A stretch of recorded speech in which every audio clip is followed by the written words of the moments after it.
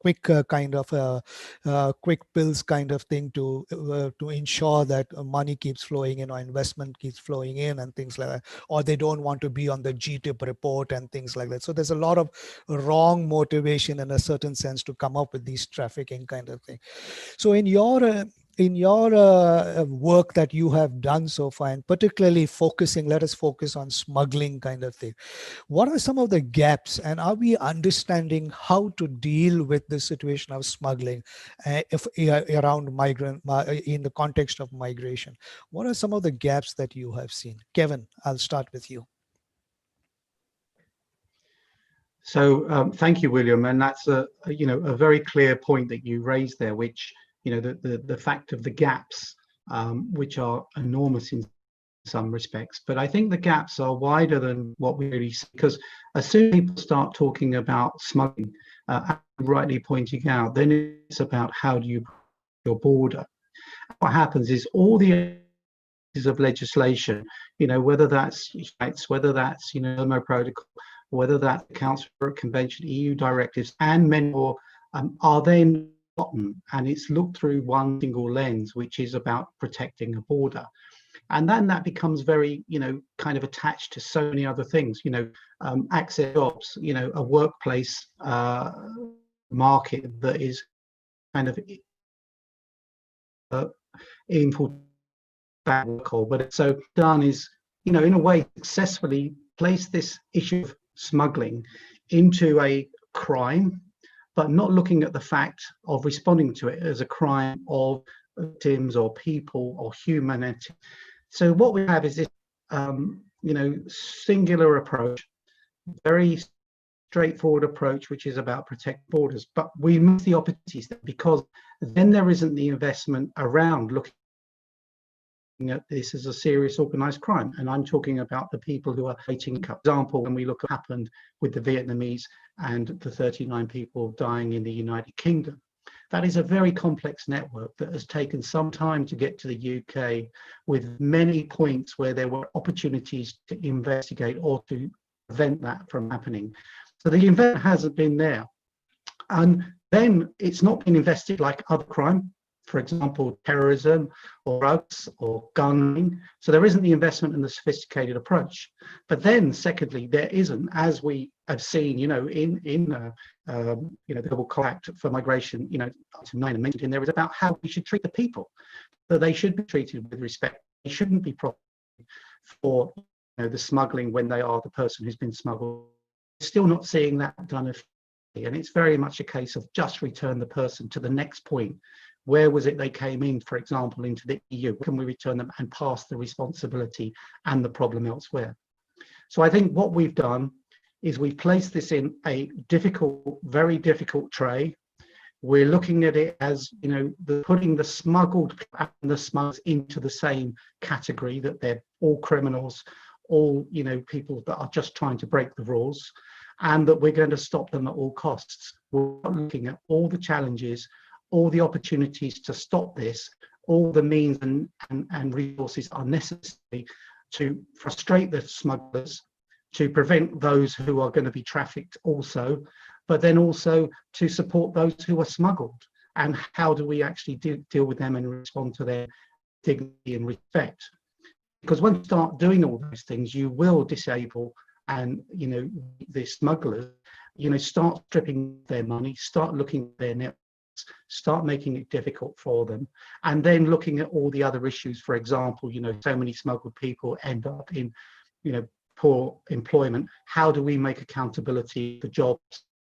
How do we make sure that when they arrive somewhere, if they are able to work, they're given an opportunity to work if their employment is necessary, instead of just looking at it with the rhetoric that that's going to attract more. But we need to coordinated, at the same time from destination, transit and source countries. They need to look at all elements of rule of law, vulnerability, human rights, prevention, prosecution, and bringing all that together. But at the core of it, remembering that the people may have so many complex reasons why they're doing that, and the things that we don't have to make those decisions about because we are a little bit more privileged than others. So Until we turn this into a humanitarian response and look at it more collectively, more coordinated, I'm afraid that the smugglers are going to, as they are at the moment. No, thank you for that, Kevin. And just a follow-up question then. Uh, and you have said that we seem to be approaching this as from a single lens approach kind of thing, and somewhere in that process we forget how to treat the people who are being smuggled. Uh, how do you start moving away from this? How do you start looking at it not within the configuration of trafficking? Because and is smuggling as organized as trafficking in the sense of are there really these big kind of networks, or is smuggling also a very small time operation kind of thing? And since you did raise up the issue of the Vietnamese people that come to the UK and the many points through which they crossed, can you give us an update as well as to where they are at this moment and what has happened? Yes. Just to cover the Vietnamese piece first, William, yeah, there has been convictions. There is a processes going through the court, so I'm limited in what I can say and should say. But there are processes following. But when you look at that issue, it very quickly fell out of the media. Really see, yeah, it's horrific and terrible. You look, there were people paying $20,000, and it's not just unique to that. I saw this parts of the world when I was traveling and in northern France, that people were paying these really high costs to travel and taking chances, and wanting their children to move because of oppression, because of risk. And we're not really understanding that. Today smuggled this tomorrow's person is tomorrow's, vulnerable, and they change their situation as they move. So I think that the reason why we are seeing this through this singular lens is because it's become a bit of a political issue around people on the move and migrants. We love global trade. We love to see globalization when it comes to industry and commerce, but we haven't accepted it that has to reflect on the people as well. And parts of the world want people when they need them, but don't want them afterwards. And we've become very dismissive, and that has drawn up with differences of opinion, differences of view, instead of in a more welcoming way. And also, if we look at migration that's been going on for years, my own family migrated to the United States. My grandparents, because there was no work in Ireland, they came back to Ireland when they had earned enough money. And the same with my father, went to the UK and when he had enough money. But they were allowed to travel. And there was legitimate routes for them to travel and to find work, to get jobs. What we've done now is we've really just looked at this so singular in that, anybody who wants to travel and move either has to fit into such difficult situations. For example, maybe having to pay a recruitment fee for their working rights, or else, and that isn't properly managed or governed. So you end up with these irregular migrants, even though who have paid large sums. So there are so many opportunities to intervene on this, which do need a coordinated joint approach. But the other thing we have to remember is that, the reason why people move, sometimes it may be purely economic, but when I've met people in southern Italy, young girls who were leaving Eritrea, for example, that was because of their fear of conscription and being raped. And then they end up in a connection house where they are raped for 3 months to earn a passage across the Mediterranean. Clock back to 2015, when Alan Kurdi was washed up in the beaches of Turkey. The outcry from the world leaders, from all world leaders, the campaigning for the election in Canada stopped because they were so upset. In New Zealand, they lit up a tower New Year's Eve in memory of Kurdi. In Australia, they had memorial services for him that far away. And in Europe, there was all these promises and commitments that we weren't going to see, that world leader after world leader made commitments. Things like the president of Turkey said that the bottom of the seas. So what has last 4 or 5 years to change us from that position where we saw this as shocking and terrible and we needed to do something, to last year where the EU brought in a policy of, no more rescue boats, as it were, a different policy approach in the Mediterranean. What has allowed that to happen? Why is it we've gone from this position where we were, we understood that you can't take everybody in, you've got to have policies and processes, you're going to work at it, as opposed to now where we seem to be placing the shutters down and just dealing with it through a criminal justice lens, as you will probably see, in the English Channel now, where the situation has become very of rule of law without any real concern. How can you work with the people that are in and all the way back to their destiny from where they originate, and come up with strategies and policies that may prevent them from becoming exploited, may prevent them from paying large sums to be smuggled, and over a period of time, the risk to people. That's what it's creating at the moment. Greater risk, greater money for the criminals. No, thank you for that, and I will ask you to consider this, and I, because of even your background, and I see you worked with a lot of organizations, civil society organizations, faith organizations. It would be very interesting to see, and I'll come back to you on this, but I'll give you time to think about it, because in your own experience, you have seen that there are moments when there is an increase in this kind of a movement. I'm wondering now, when the world comes out of this pandemic or starts coming out of this pandemic, will we see, do you envision that there might be a greater move towards a greater kind of movement across borders? And what is your thinking on it? Would it be uh, irregular kind of movements, or would there be better understanding of what you are saying in terms of how we need to come out of this, knowing that we need to do migration governance better? And that's why I'll go on to Donato at this point, and to ask you, Donato, is that I know that the IOM plays a key role in advising governments on managing of the borders and things like that, and I have seen at least one area in which this was done, and that was in Cambodia. And I must say, I was a little kind of concerned, because that was my first time with this whole technology and the setup kind of thing of uh, biometrics and things like that, of entry and leaving borders and things like that. This was many years ago, and I was wondering where we are going with this. What is as governments and states look at smuggling as a transnational crime, and I know in our region that is the case, in the Asia region at least. I'm wondering, like Kevin says, is it really a crime?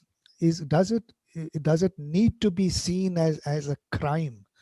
Or does it need to be, like Kevin is saying, there has to be a different perspective on this, on understanding why people are allowing themselves to be smuggled? Should it be that crime? Let's get your thoughts on this, Donato.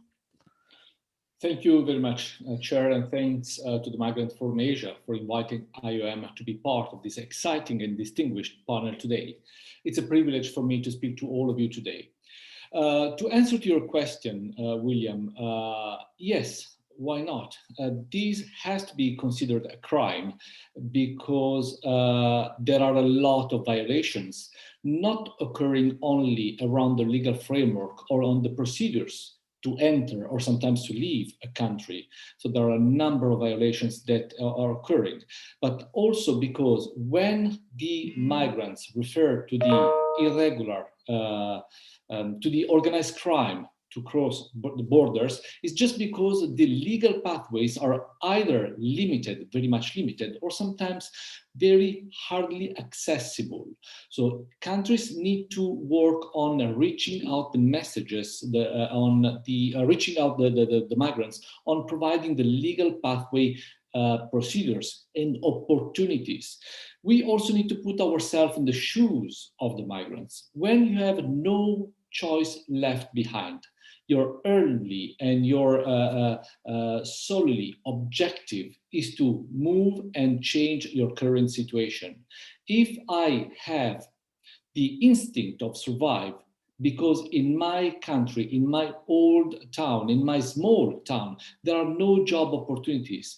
My family is starving. I cannot send my children at school.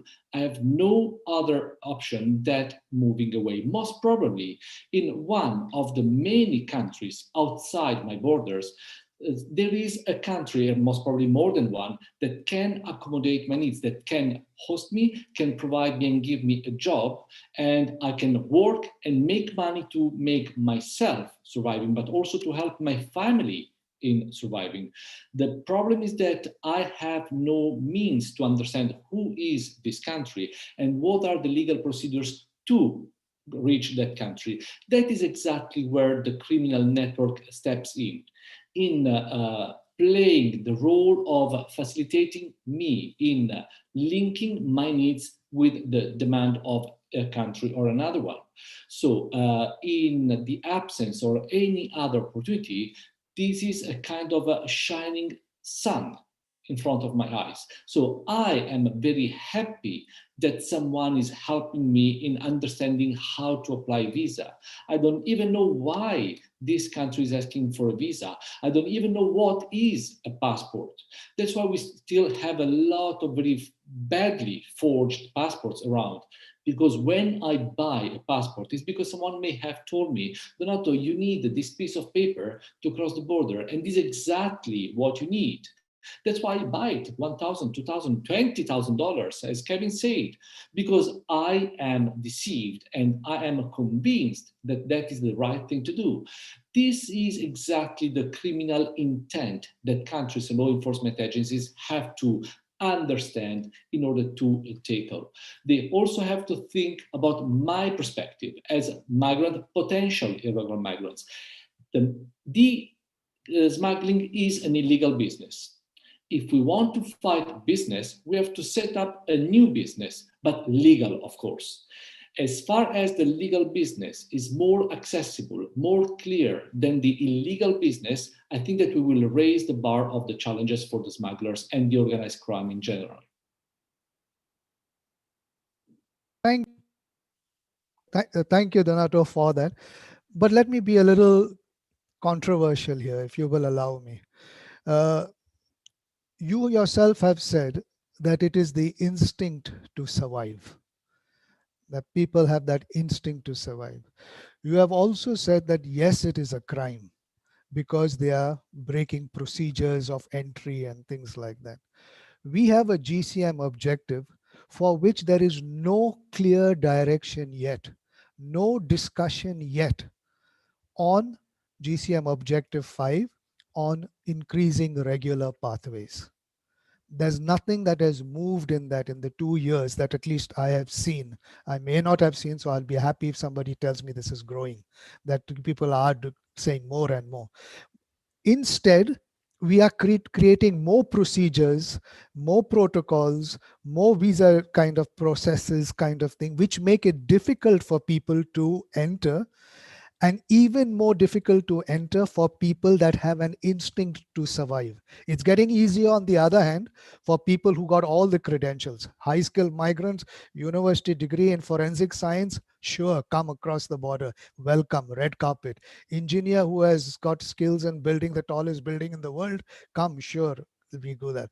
But when it comes to low-wage people, people that have an instinct to survive, then it's all these procedures and all that are, and then we want to put that as a crime kind of thing.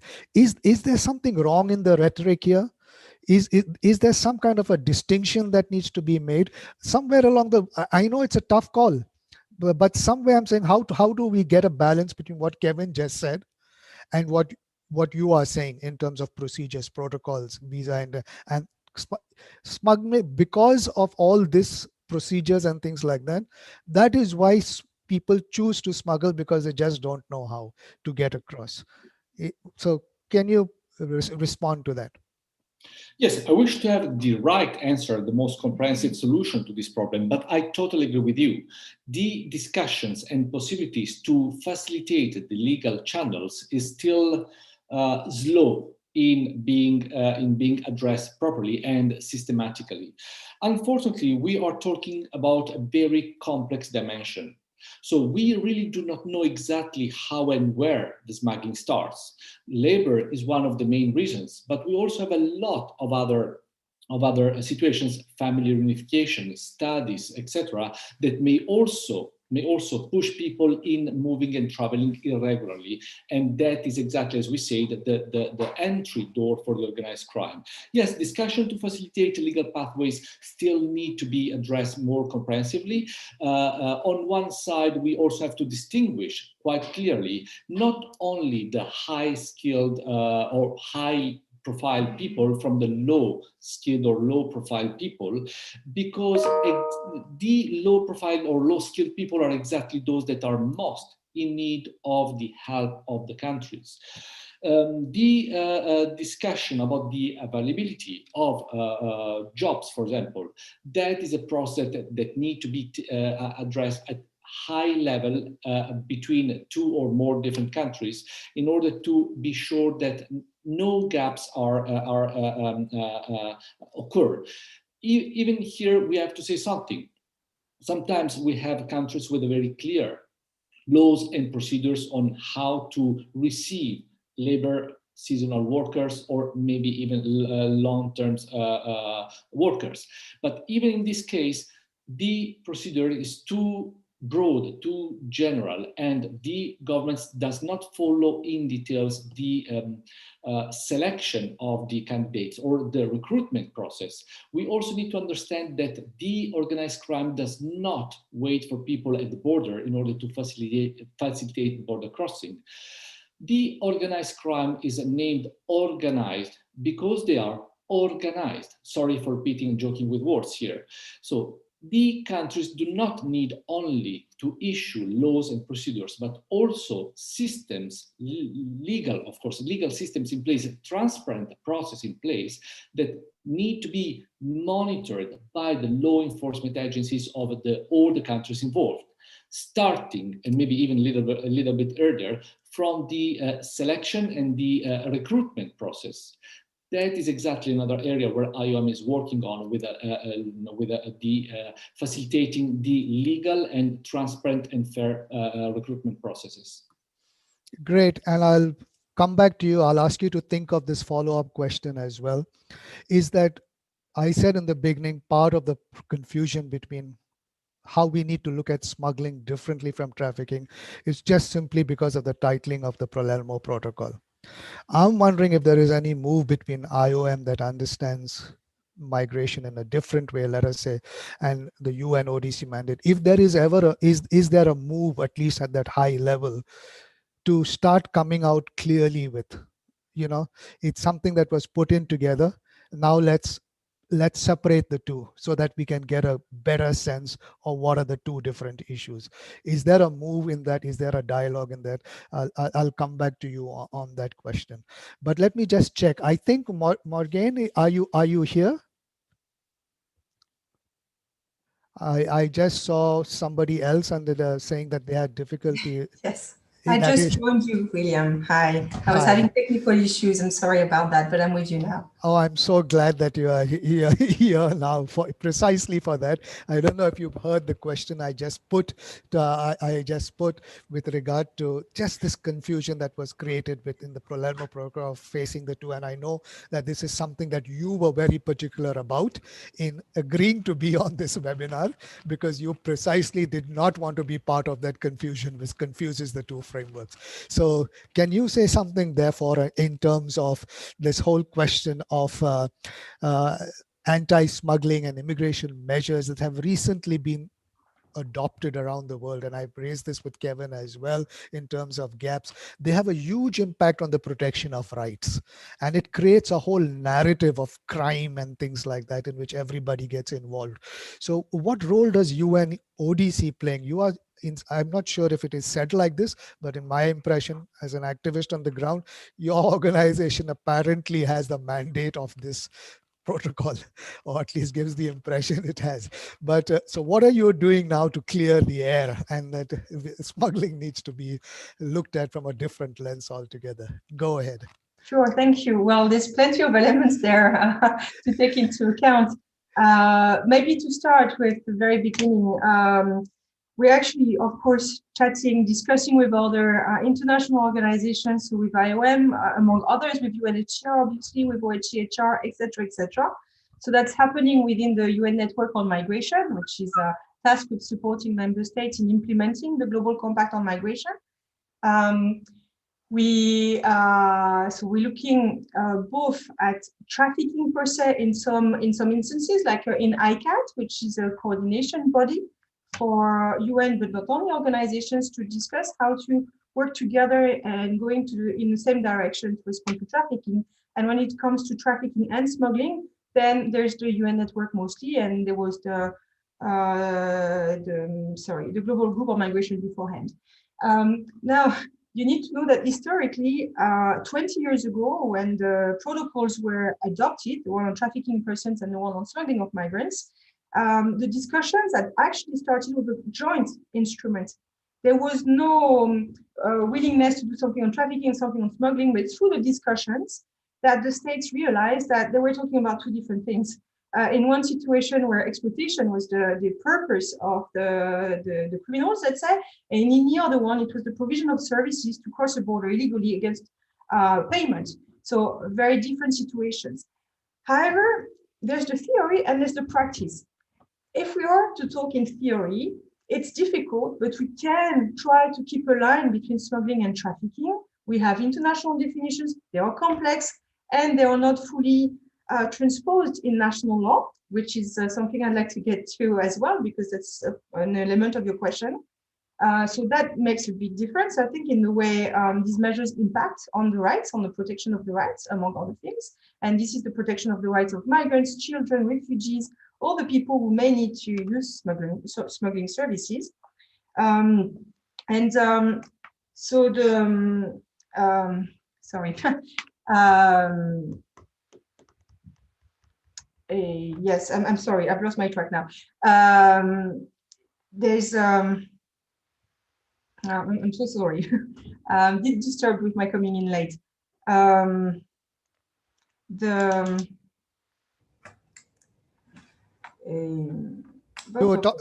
two different tracks kind of thing, and how yes. to yes, the theory. Yeah, so the exactly. theory, you've seen a lot of academic debates throughout the years. People don't agree on many different aspects, but what we see is that in the practice, migrants are being abused in the hands of smugglers or in the hands of public authorities as well. Sometimes it's not very clear, but it may not be trafficking. And sometimes it's not really clear as well. You have a process and you know that there's potentially an attempt to traffic someone, but you can't prove it. And yet you know that an organized criminal group was already involved in the transportation of this person. So instead of dropping it all together, you could look into that. That's not ideal and that's not what we're promoting, but that's what we're seeing in practice. So in practice, what we would like to support, and that's why separating always very clearly trafficking and smuggling may be eventually detrimental to people, because there are real efforts being made to identify traffic victims, but smuggled migrants whose rights have been breached, who have come across crimes that may not be addressed as trafficking or not necessarily taken into account, their rights are not necessarily respected, and they may not have access to justice either. And we believe that this is really important. So it's not like either you're a victim and you should be protected because you fall in the clear definition of trafficking persons, or you're not and you have nothing. And I think this is what also the Global Compact has tried to do, is to put everything together in the sense that it's not because you're smuggled that you don't have access to rights and you should not be respected. It's not because you're smuggled that you cannot be a refugee at the same time. You can actually. So I think this is what's very important when you look at it from the protection perspective. This all needs to be taken together, and there needs to be a dialogue, and we need to be able to hear the people in the front line when they tell us it's too hard, we don't know what to do, and or the directions who are being given are actually about migration and stopping it. And we're trying to go beyond that and address all those who are organizing these flows and making a profit out of it while potentially putting these people at risk. So I think this is important to keep that connection, because we do know that this line is thin and it can be very difficult in practice to actually address. And what would be better would be to ensure that all the migrants have a minimum access to rights and their needs are fully identified and addressed. And thank you for that. I like what you are saying is look at it from a almost stand the issue on its head and look at it from a protection perspective, and that is good, that we should start looking at it at a protection perspective. But I still come back, when we start looking at it from there, it begins to look different. The issue begins to look different as well. But I'm still wondering, with something that Donato said there, and what you're saying as well, there is money in this, but I know also that there is no money in smuggling. Or at least in some instances, at least in the small kind of operations where somebody is trying to join a family member, like the whole family went, but the last person couldn't get through because it was like 3 months before his or her age changed for that kind of passage or something like that. And so sometimes and there is a humanitarian, I'll put it like that. I might be wrong, but I'm asking you to consider there is a humanitarian purpose to smuggling that might not be in trafficking. And I'm wondering if you take that into consideration as well when you're looking at protection. And that's why I'm saying, is it, hardcore crime kind of thing? Can you say something on that?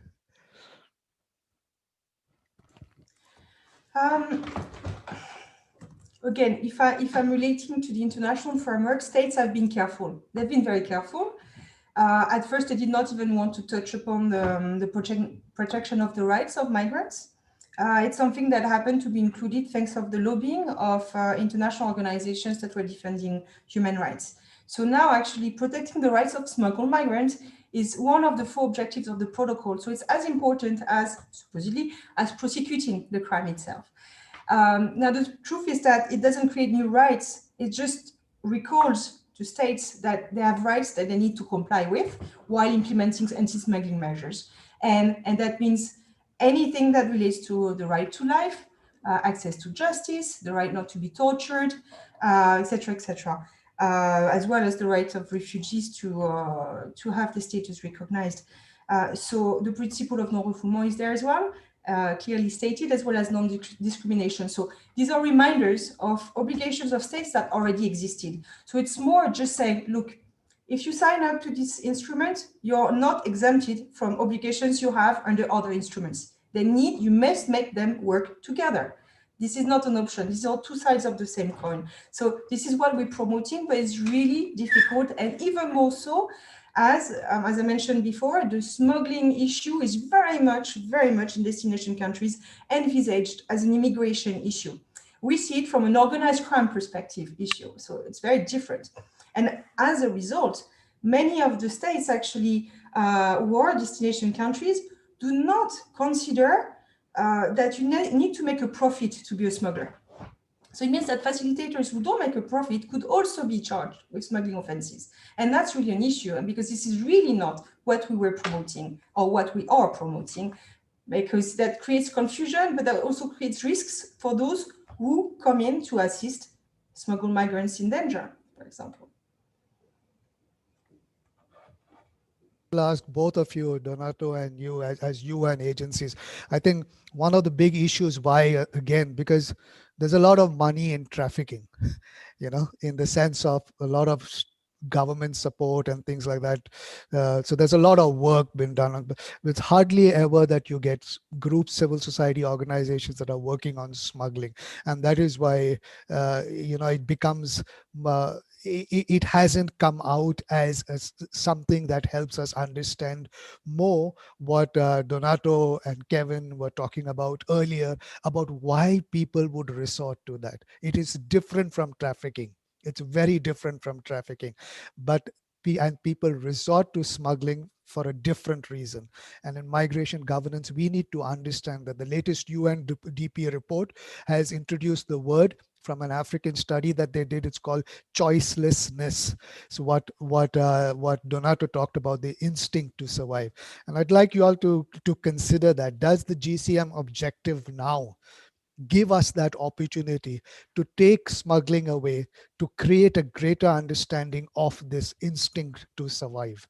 and what is the kind of collaboration at the GCM level, at the UN agencies level, that could lead, that could be pioneering in this way without succumbing to state request of how to man the borders, but so that we don't have criminal infiltration into our countries, kind of thing. I'll give you time to think about that. And I move to Lena, who I see is on the call as well. Great to see you, Lena. And just to ask from you is again, and I know the EU has different positions on this, and now recently there's a whole EU new agreement and things like that. Very straightforward question. Is the EU moving in the right direction? Is the EU in line with the UN and the human rights approach? And is there something that could be learned from how the EU is handling this? Thank you so much. Thank you for previous panelists for laying the ground for this intervention. Indeed, what we see in the EU, because that's where we did most of our research, just to highlight that CEPS is independent think tank, and mainly we do research analysis, and we also happen to go in some of the places where smuggled migrants and refugees, because there is no other way in many cases to arrive otherwise. We have been interviewing people in Lesbos, in Catania, Rome, Athens, across the Hungarian border, also in UK Calais situation, and speaking also with agencies, with civil society, and what kind of phenomenon people see. Also, we spoke with prosecutors, so it gave a very, very interesting, and I would say like holistic approach. So what the EU has done is basically they chose going back to UN smuggling protocol already back in early 2000, when smuggling protocol has been negotiated. EU decided to have different approach, and they created their own type of crime that is so-called facilitation of irregular migration. And the key difference between facilitation of irregular migration and migrant smuggling is that it doesn't require financial or other material benefit motive for some action or intentional assistance to be considered as a crime. And therefore, EU Facilitation Directive requires this kind of thing for facilitation of residence and stay, but not for entry or transit. So what does it create? It created legal uncertainty of what is and what is not a crime in the EU, because any intentional assistance can be considered a crime, and EU's legal instrument has just vague how to say, optional provision that by some governments to exempt humanitarian actors, that by some governments, like Hungarian government explicitly said, and in Hungarian Constitutional Court even interpreted that it was giving them the right to choose whether or not to criminalize humanitarian assistance. So we see that this approach went in very wrong direction.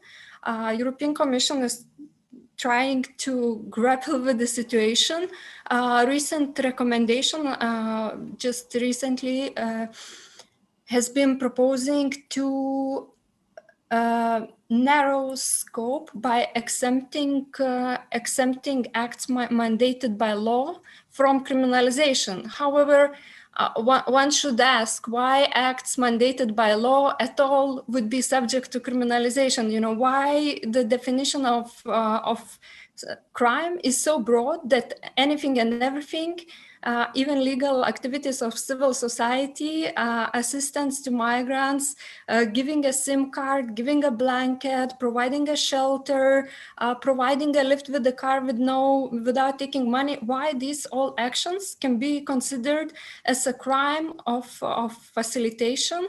And then it's really interesting. There is so much political narrative about migrant smuggling business, migrants being billions of dollars being produced by these organized criminal groups. But in our research, when we looked who is behind, those cases, in Italy, for instance, it was as migrant smugglers, mainly smuggled migrants themselves who arrived on the boats, like at least 400 cases well of these, migrant holding the compass and migrant, steering the wheel. And sometimes they are minors pushed at the very last stages of the journey into that positions, or sometimes it is for discount of the journey. We think about crossing Mediterranean Sea. So these are all complex cases. We also witnessed, we came across cases where girlfriends are criminalized for hosting boyfriends, parents for hosting children, all sorts of different scenarios. We also came across of many civil society organizations in the scope of period from 2015 until 2019. Within the Rizoma research, we have identified at least 171 cases of individuals being criminalized as migrant, facilitators of irregular migration within the EU, within 14 different EU member states, when they were in fact providing help, assistance, conducting civil society, let's say, legitimate activities that should not be in the scope of investigation. So as Morgan has mentioned, there is narratives, there is laws, and then there is like these practices. And I think just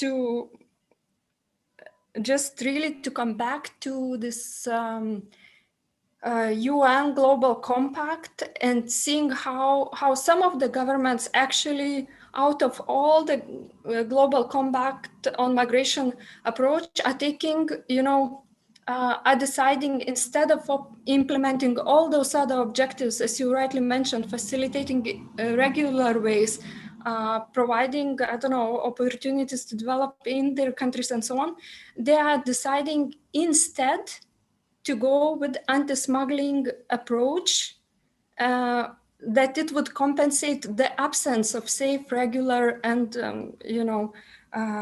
unorderly migration, or would hide that governments were actually not doing their part of the job, that they were not providing those legal, safe, and orderly channels in the first place. And thank you for that, and thank you for pointing this out. And we have seen this happening more and more, even as the international community talks of governance of migration, and even if you talk of the GCM. I like what you've said.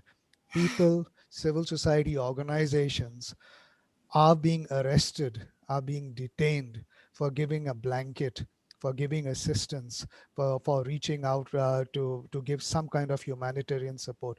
This whole work of civil society, faith-based organizations, trade unions that has reached out in response is now being criminalized. So it's that, and this is taking us, instead of bringing us closer to understanding what are the issues, it's creating an even bigger gap kind of thing, and that I think is quite frightening. So in your own work then that you are doing, how do you, and what is your, or more directly, you've just heard Morgan, and I don't know if you had time to hear Donato. So what is the relationship between UN agencies kind of thing involved in this work, in which they work and advise governments, and civil society in terms of working with UN agencies and trying to foster a new understanding, and sometimes at the opposition of the government?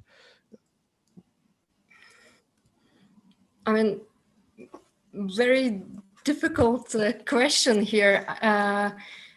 We need to see that there has been a political choice, to put emphasis on anti-migrants smuggling as one of the flagship EU responses to refugee and migration crisis. So that there has been done a political choice, the way EU decided to respond. And I would like to quote even, how to say, Europol's academic advisory board, that they were looking, into prioritizing which crimes Europol should investigate and not. And then when it came to migrant smuggling, they said that criminalization of migrant smuggling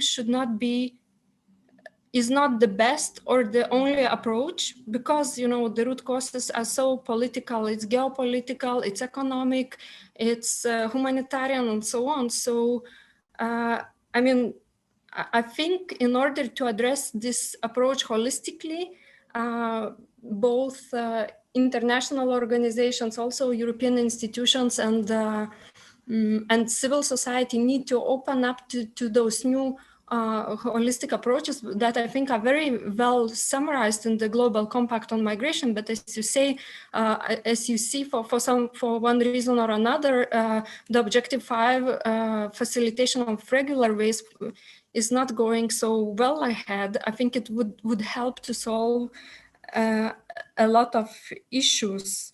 And I think civil society is in a way also a very important partner to provide democratic accountability, and especially when witnessing what have been violations of rights of migrants in the journey, or what governments are or are not doing.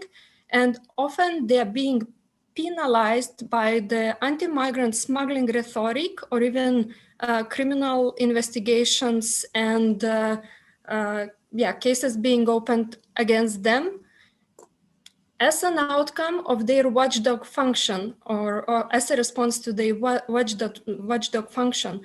For instance, recently several organizations in Greece provided evidence about illegal pushbacks from Greek territorial waters into Turkish ones. Day after, Prime Minister is quoting ongoing case that is still in an investigation phase. So case has not been, officially opened in the court yet. And saying that also colluding to crimes, that these smugglers and traffickers, these civil society organizations are being migrants and traffickers in order to discredit what they just said about, inappropriate and illegal activities of the government itself the day before. So, I mean, civil society is being pushed in very, very difficult position, where they need to defend now themselves from those various accusations. But on the other hand, they are the main vehicles for those international organizations like UNODC to see whether or not instrument is properly implemented, whether or not governments are complying with the rights of migrants, even for European own institutions like for DG Home to know whether so-called Schengen Borders Code is implemented in line with the human rights, what is explicitly said. Thank you for that. And I think what you have said is what I say is always something we have to be very attentive to, that the UN has very good language in terms of holistic approach. But the implementation of that language is very far from, if you have ever, when you go to a doctor and you say, I'm feeling pain, nowadays they ask you, so on a scale to 1 to 10, what is the pain level like? So I think we must do this with UN documents, even the GCM and things like, yes, 360-degree approach, yes, inclusive, leave no one behind and all that. We should have on a scale of 1 to 10, where are we on the implementation of all of this? So that we don't get lost in language that becomes irrelevant to practice on the ground. And I think this is important. And thank you, Lena, for pointing that out. That's big role that civil society plays is now being criminalized. And then I would come to Borislav here. Is you have heard now a lot of the other speakers and things like that. So I'm glad that Lena pointed out the role of civil society kind of thing. So looking at it now and looking at how we move forward, and particularly in the light of what has been said, that we need to extract, I believe, smuggling and how we understand it, extract it as really different from migration. not in this sorry, really different from trafficking kind of thing, and to have a different sense which will give us a sense of why people are that instinct to survive, as Donato puts it. So what role can NGOs and human rights society communities play in advancing this perspective in relation to smuggling? Boris? Thank you. Thank you, Willem, and thank you for inviting me to speak today. If it's okay, first I would like to respond to a question you posed to someone else earlier, and this was you asked whether smuggling should be seen as a crime and if there is a humanitarian aspect to it. And I strongly agree with you, there is, and we know from qualitative research that in many cases smugglers are people in communities, in border communities, who simply provide a service for a price, yes, but many of them do care about the safety of the migrants that they are helping cross borders. So I think from our point of view as NGOs, smuggling does not need to be a crime, and because it's basically a crime against the state and not against the person or against the human rights of a person. And I also want to point out the obvious fact that smuggling exists because of state. Can you repeat that? Can you repeat that? That is, I can see Boris taking notes. Can you repeat? I mean, Donato taking notes. Can you repeat that? It is not a crime. I said it's a crime against state borders or against state. It's not a crime against human rights of people. Okay, great. Continue. Yeah. So yeah, I also wanted to say what I guess was kind of said already in a way, that smuggling exists because of states' restrictive migration and asylum policies. So when states crack down on one smuggling route, we know that another one appears, which is usually more expensive and more dangerous and results in harms for migrants. So in a way, anti-smuggling measures have negative impact on migrants themselves who can't reach their destination countries, whether for safety or for economic opportunities. And this is why I think for human rights NGOs, it's not really appropriate or necessary to say that you work against smuggling or you work to prevent smuggling or to combat smuggling.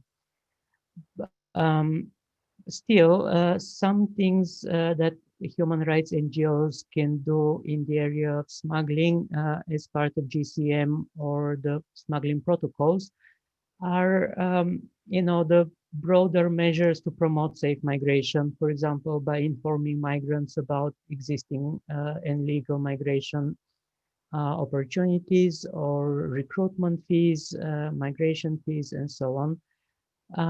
NGOs should also advocate with their governments for more regular channels for migration and asylum. Also, even as I say that smuggling is not a violation of human rights, there are violations of human rights in the process of the migrants in the process of smuggling, which is referred in the smuggling protocol as aggravated forms of smuggling. This is when migrants are endangered or tortured or detained unlawfully and so on. So in these situations, human rights NGOs can provide assistance to migrants in a situation of aggravated smuggling. NGOs can also help with distinguishing migration smuggling from trafficking, as you pointed out. This needs to be done. NGOs can also contribute to collection and dissemination of information about smuggling, about smuggling routes, the experiences of migrants, and so on. And they can also hold their governments accountable for the implementation of their commitments related to smuggling under the smuggling protocol or GCM. And these commitments are, for example, not to criminalize migrants, to provide protection to migrants in smuggling situations from violence, death, torture, or other cruel, inhuman, and degrading treatment, and to ensure safety in return and preventing refoulement. This is another obligation according to the protocol, and to address the socioeconomic causes of smuggling, such as poverty and underdevelopment. Thanks, and thanks for that whole kind of perspective on what NGOs can be doing, kind of thing. And like I said earlier, I think, state authorities and development agencies have pumped so much money into trafficking, because of it, and that very little is looked at exactly what you are saying for civil society organizations to actually look at smuggling and understand the socioeconomic conditions that lead to that, or other conditions like Donato was saying that lead to this and things like, and that might be something that NGO. We also heard Lena say that how difficult it is becoming for NGOs who do that kind of work. In your own experience as GADW, and are there any specific corridors and country, because I know yours is a global kind of network, are there any specific corridors or regions that have understood this, that these are two different frameworks, kind of thing? Lena gave the example of Europe actually becoming more constraining, but is there any other region in the world that have understood this and on the right track of unpacking it? No, I don't think so. As you and others pointed before me, the states kind of tend to talk about trafficking and smuggling in the same breath, and combating them and in the same way almost. And I mean, I guess it's not that relevant, but for example, in Spanish, trafficking is trata and smuggling is tráfico. So even the words are a bit confusing, and NGOs in Latin America speak about trata y tráfico, trafficking and smuggling, in the same breath again. And yeah, so as I said, while NGOs can work to combat human trafficking or to prevent human trafficking, they don't necessarily need to do the same with smuggling. In terms of regions, in general, I think Latin America is a bit more open in the area of migration, more progressive from our perspective in protecting human rights and providing opportunities for migration. We know that Africa is hosting a lot of refugees and asylum seekers, perhaps more so than Europe. But in this day and age, I think I don't need to say that there is a lot of hostility towards migrants everywhere in the world, but more so in the more developed regions and countries like US, EU, Australia. And this applies to all categories, so to speak, of migrants, whether they are irregular or economic migrants or refugees. Maybe to a lesser extent, victims of trafficking. There is generally more sympathy for victims of trafficking. But I would say there is no region that gets everything right about migration. Thank you. Thank you for that. I did see former Foreign Secretary of Bangladesh, Shahidul Haq. So if you are still there, sir, I would like to call on you for a 2-minute intervention as well. But let me come back to the panel again for another round. And I will ask you to put on a different hat. Put on the hat of from this day forward.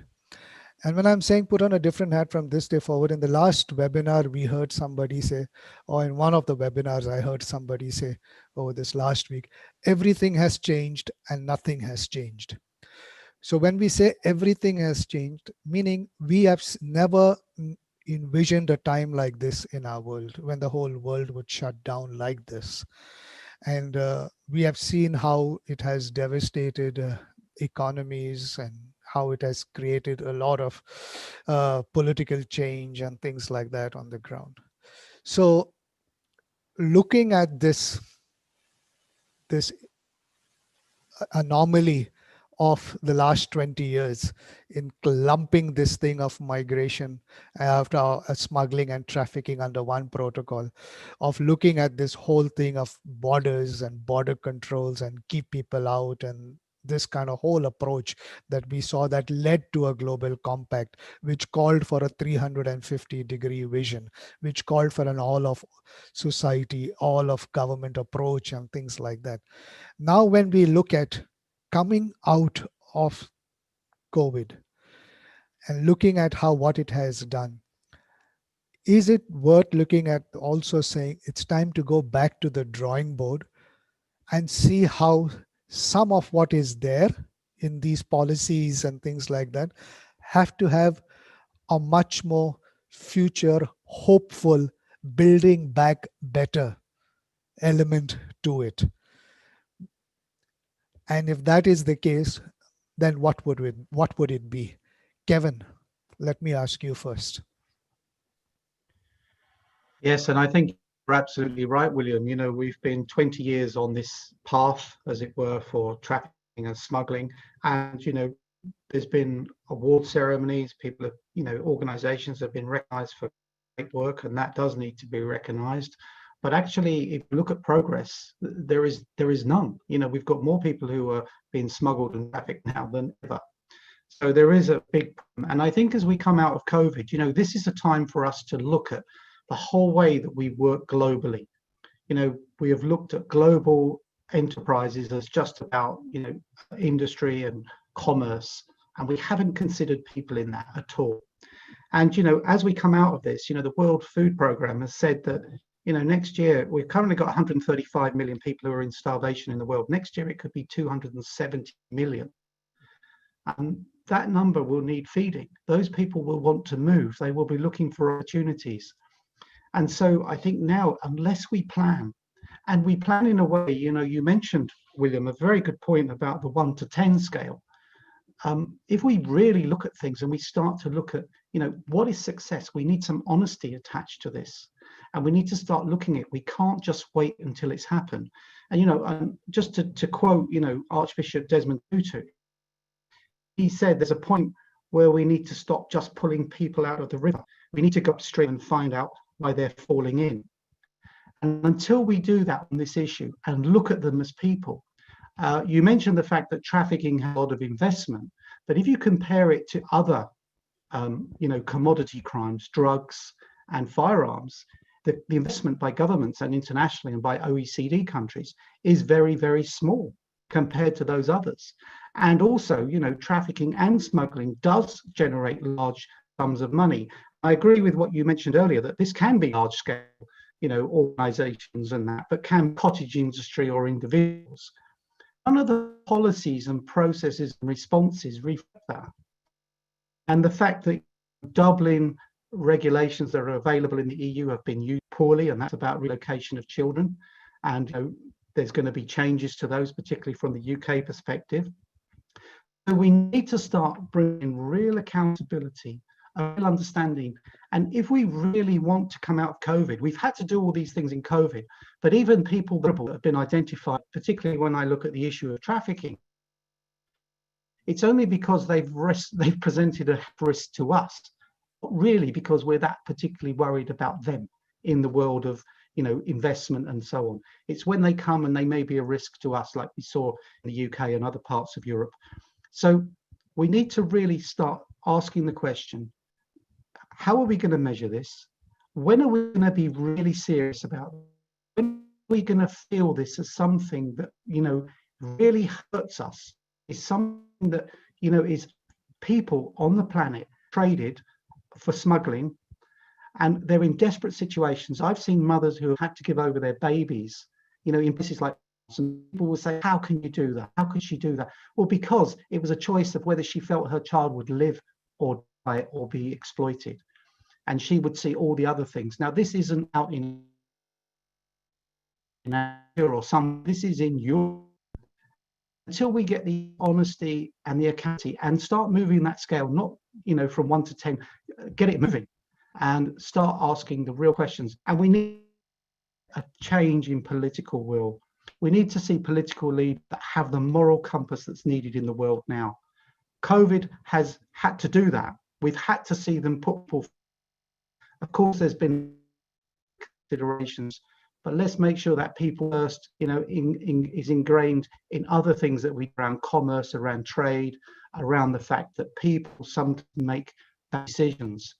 And when they make those bad decisions, just hang out to dry. Let's make sure there's opportunities to reduce those bad decisions. If they do make the bad decisions, let's try and put them back on the right track and help them, as opposed to just, creating an example of them and saying, if you take this choice, you're a smug person, or as bad as the trafficker, you're just a criminal and you're going to get treated as such. Got to change that rhetoric. If we don't, we'll be having these conversations in 10 years' time when we get to the end of the SDGs at 2030 and be saying, well, we did a few good things, but overall we won't have changed much.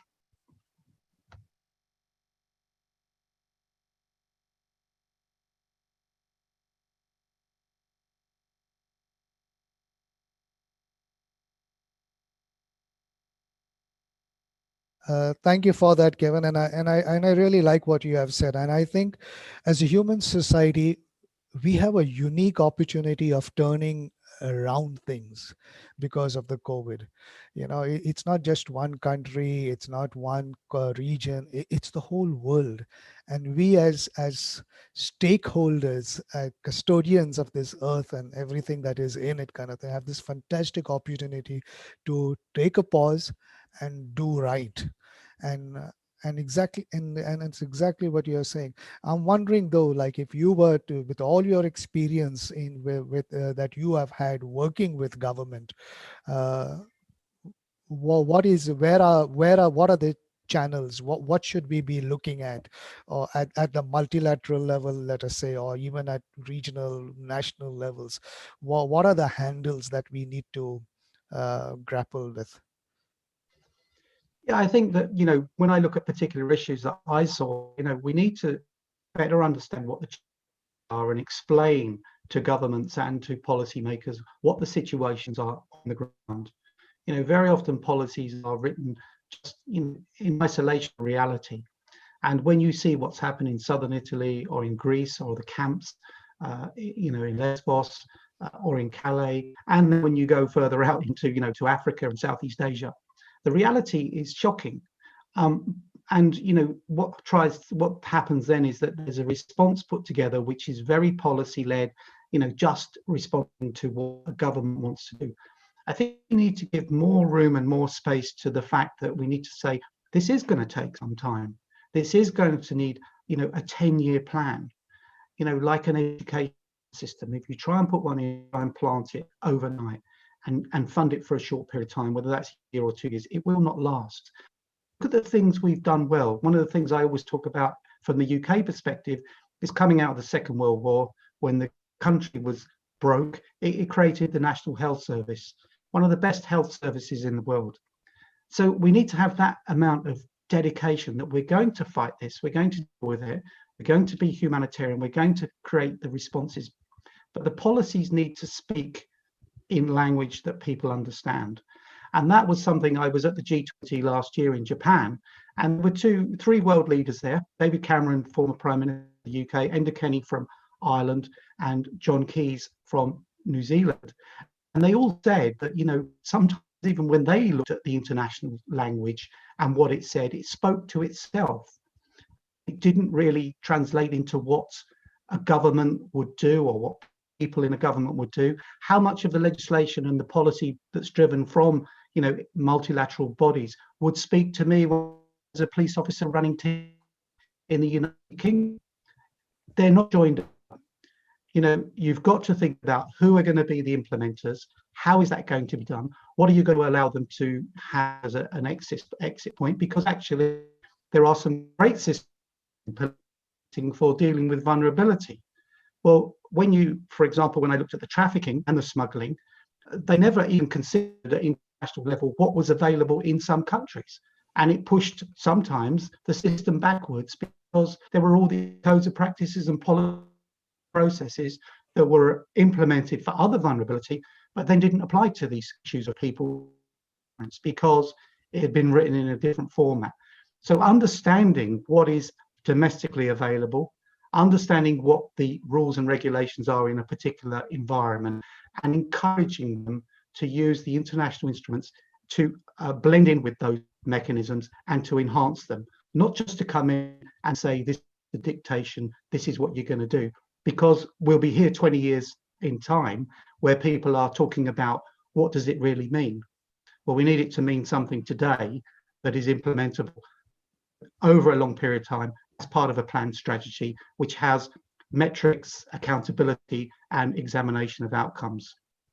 Sometimes all of that happens in the basis of we've got to make everybody in the party happy, but we need to move away from that. That's a very good point. We've got to make everybody in the party happy. But I really like what you said is we can have a 10-year plan. And I'm wondering if we haven't had this in the GCM. We've talked about implementation of the GCM, but nobody's putting forward a 10-year plan of the implementation of the GCM. And this might be something to look at even as we start taking on the beautiful words of the Secretary General, build back better. But what does build back better mean? Immediately and in a 10-year plan. That's a very good point, Kevin. Thank you so much for that. Let me go to Donato, and it's the same question I want to put to you, Donato, and to Morgan. Is that as UN agencies, just like how Kevin says, you can't just follow the party. You've got to be able to, have that moral compass which says we've got to do the right thing, kind of thing. UN agencies, a lot of your work is working with governments. And I know the precarity of working with governments for UN agencies, especially country offices and things like that. I have seen UN agencies been asked to close country offices because they are not in line with what the governments want and things like that. Straight question to both of you kind of thing is, how much of what you do has to be, in a certain sense, aligning with what the governments want, and how much of it is a struggle to move away from it, keeping in mind what Lena as well said with regard to the European region. Donato, I'll go with you first. Thank you very much, William, for the very hot question, but I will try to answer in any case. So, honestly speaking, I do not see a clear example to refer to where the hosting governments is against the position of IOM. Also because the government or the state itself is IOM. So we are an intergovernmental organization where the country itself is part of the organization, and the overall agenda, the political agenda, is also shared at high political level before becoming an operation in the field. This being said, also let me also address the issue from the other angle, which is the cooperation with the other UN agencies. Even in this case, we've been cooperating together since ever. I can only mention the excellent cooperation with the UNODC, but also with the other UN agencies. We are now, for example, cooperating with the United Nations Office for Counterterrorism in a lot of field operations where each agency implements activities in relation with its specific mandate and expertise. For example, IOM is not a counterterrorism organization. We do have a lot of agencies under the UN umbrella that are much more experienced than the IOM.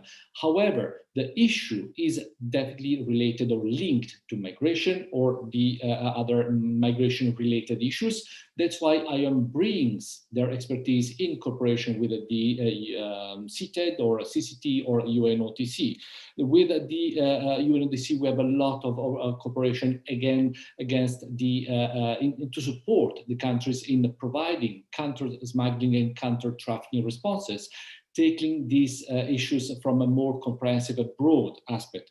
But I also need to go a little more back in order to highlight some very important points that have been discussed here in order to complete my answer to you, William. First of all, I totally agree with all my co-panelists in the confusion that we have around the smuggling and trafficking. And if I can say something, maybe with proportionate attention vis-a-vis the trafficking instead of smuggling, just because, as the colleague said, because of the humanitarian aspect of the exploitation. However, the fact that the elements of the counter-trafficking are not present in the in the smuggling crime does not mean, or does not exclude per se, the violation of fundamental rights for the smuggled people. The reality shows that these violations occur every day. This is exactly something that we have to consider. Back to one of your points, William, when you said that we may have humanitarian reasons behind the smuggling. Yes, you are absolutely correct. The organized crime involved in smuggling may exploit humanitarian reasons. Just allow me one small example: family reunification. In Italy, I know exactly my family. So I know my mother, my father, my brothers. I can name them, and I can prove you with official documents who is my father, who is the father of my father. But what is family in a small village in Africa? Family is not what a certificate says. Family is the reality of that specific home where people grow together. So when husband and wife are finally able to move and relocate in other countries, some of the children that are not natural children are left behind because they cannot prove that these are natural children. That is another entry door gap in the legal system of the receiving country, is another gap that smuggling can exploit. One point also about the civil society. Absolutely, they do already today a lot of work, and I see reality where countries ask for help to the NGOs, for example, in saving lives in the Mediterranean, for example. And this situation may change according to the political wind of the country. So the civil society one day are the best partner ever, the next day can even be criminalized for what they do. So the issue also, this issue needs to be addressed. So the NGOs support work needs to be regularized, and a clear framework for the engagement of the civil society needs to be put on written. And they also need to be involved in the policy development. Last but not least, William, we are too much concentrated in what countries, what states are doing to fight or to intercept smuggled people. Why? Because this is the only way for countries to measure the smuggling. The smuggling is very hidden crime. And unless we are able, countries are able to stop, intercept people, the smuggling cannot be really measured in the real terms. So we should stop asking what countries are doing to stop smuggling or smuggled, but what countries are doing for addressing the root causes of the smuggling, what countries are doing for the potential victims of these crimes, smuggling and trafficking. And this is exactly what I'm talking about, lack of disaggregated data that also highlight the modus operandi and also the reasons behind the choice of being smuggled.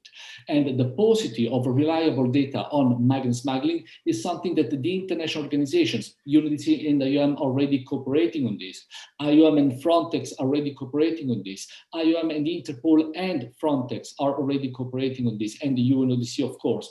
So, but among ourselves, sooner or later, we have to face the governments and speak with one voice in order to not to lower the bar of attention on trafficking, but to raise the bar of attention on smuggling. Sorry for my long reply.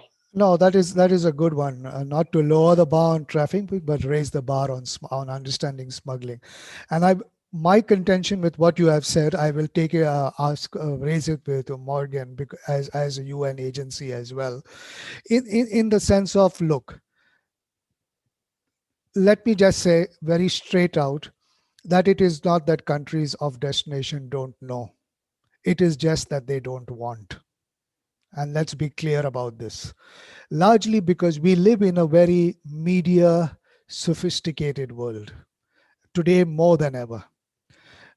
You know of droughts, famine, conflict in any part of the world happening kind of thing, and which will cause situation for people to get internally displaced, cross borders and things like this. Kind of data is available for us real times, let alone the information we get from intelligence, from the consulates, from the embassies and things like that. So meaning it's not as if we really wanted to understand why people are moving, that data is not available. It is there. It's just that there is no political will. There is a selection process among countries of destination. There is an alienation process among our countries of destination, and this needs to change. And this is where the UN agencies and this is where the UN network will play a critical role. A critical role.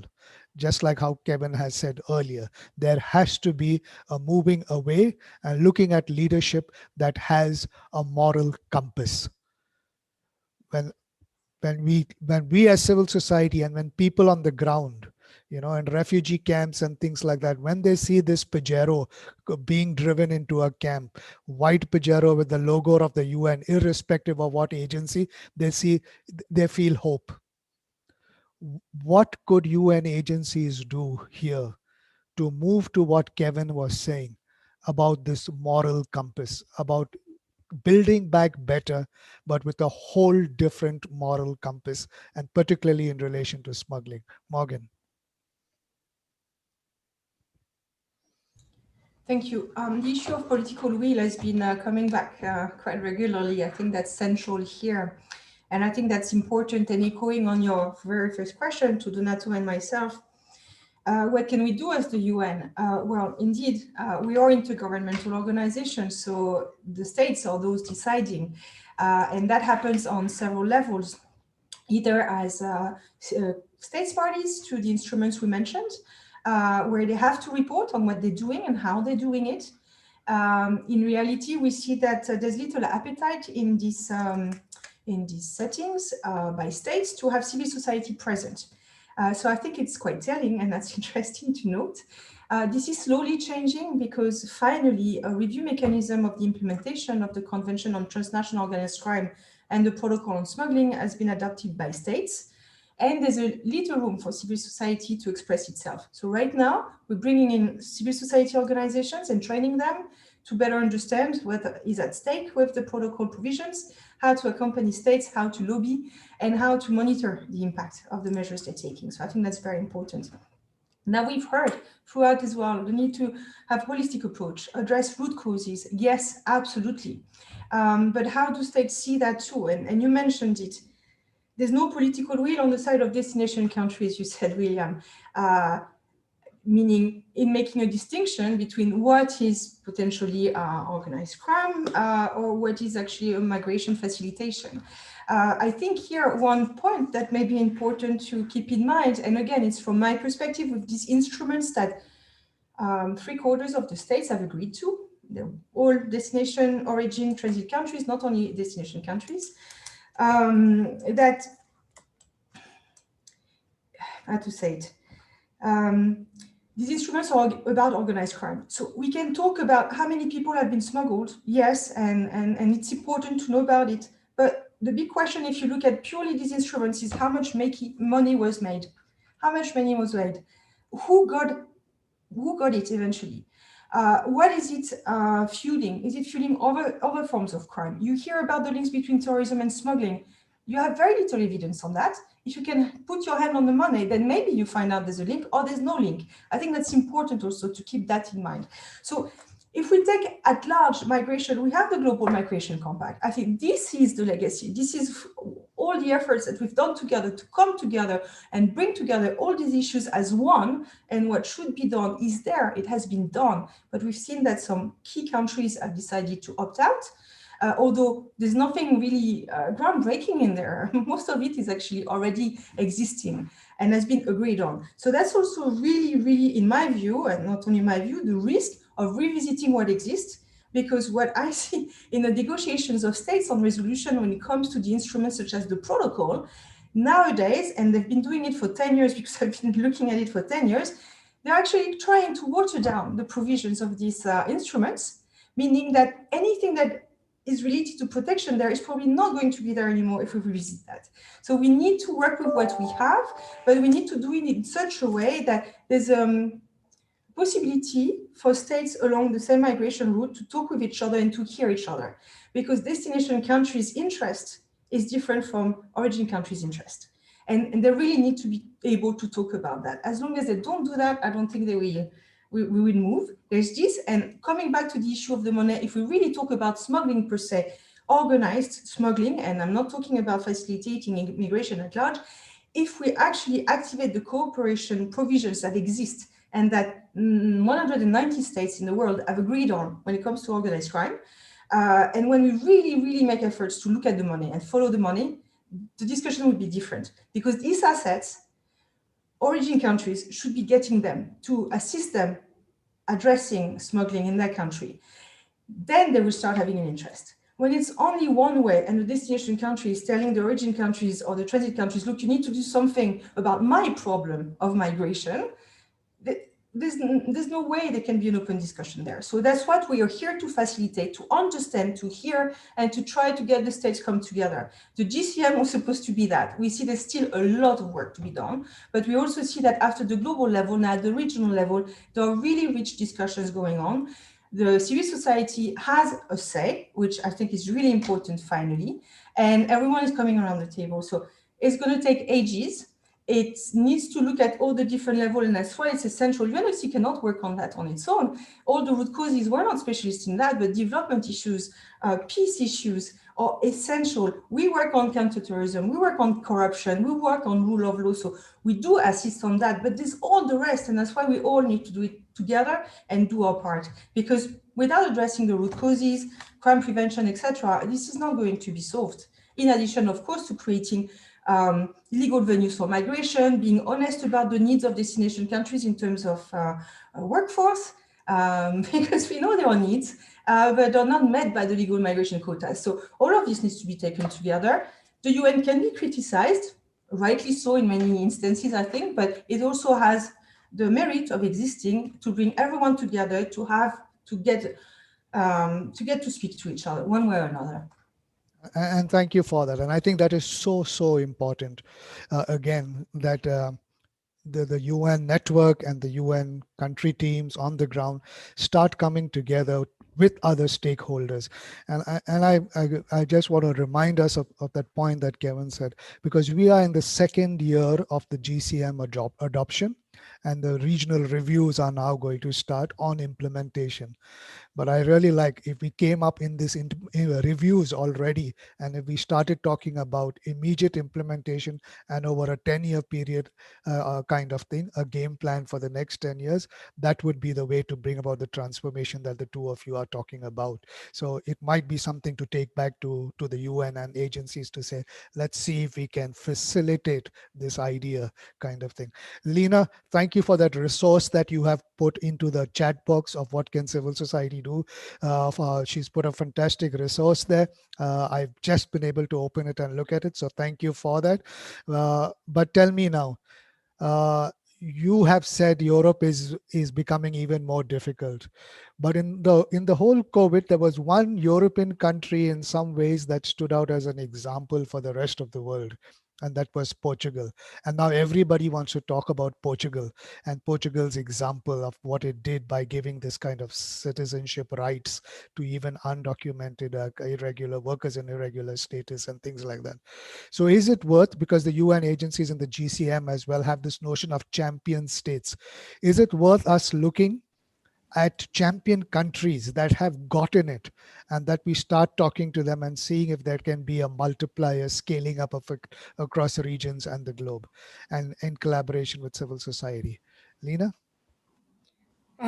Thank you so much. Actually, yeah, Portugal maybe is also one example of the countries that also require financial or other profit when it comes to migrant smuggling. And there are only 4 countries in 27 EU that require profit. So when we speak about organized criminal groups that are profiting from migrant smuggling in the EU. This is actually, like, in order to be honest, this is actually true only for 4 countries in the EU. So which is Germany, Portugal, Ireland, and Luxembourg.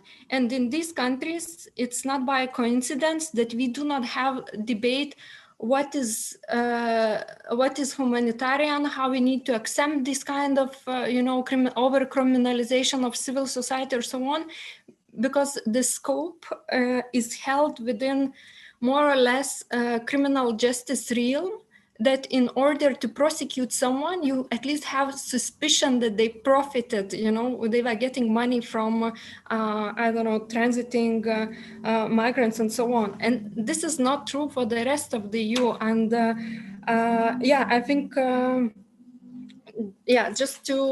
was prepared to quote some of the penalties, actually, just to give a bit overview and to imagine that migrant smuggling, so any intentional assistance without any profit motive in France would give you a fine of 5 years of imprisonment or 30,000 euros fine.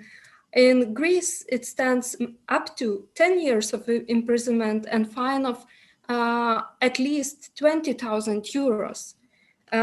In Italy, from 1 to 5 years with a fine of 15,000. And then there are other sanctions of carrier sanctions. And I think we left it out, but I think it's very closely related issue that we have carrier sanctions for air companies, train companies, and all the others that otherwise would maybe bring people in at least regular or more safe ways, but countries decided that no, they should check first documents, and in case they are not doing this, then again, in Greece, for each passenger would be penalty up for 10 years and fine from 10 to 30,000 of euros for each passenger that is coming in this way. When companies basically doing this job, it didn't ask like a higher fee or, like somehow trying to make extra profit from this person. So I think, I really agree with this point on honesty. Like if we want to change something, there are big rhetorics about, organized criminal groups, when in European Union we have 2 or more people can be already considered criminal group. And when the crime is intentional assistance, then you have all sort of actors that can be tackled for wrong reasons, and that governments are not shying away to use these tools for the wrong reasons. So we have bad laws, and we need to remedy them. We need to bring those laws in line with the UN Migrant Smuggling Protocol and in line within the criminal justice approaches, that it would be clearly, and even Global Compact in some, I think in the clause C is saying to prevent irregular migration and to penalize smugglers. No, it should be very clear what is the criminal justice doing. Criminal justice is there to penalize the criminal. It's not there to do migration control. And I think as long as we keep confusing things, there will be more and more confusion. And it's very important to do it.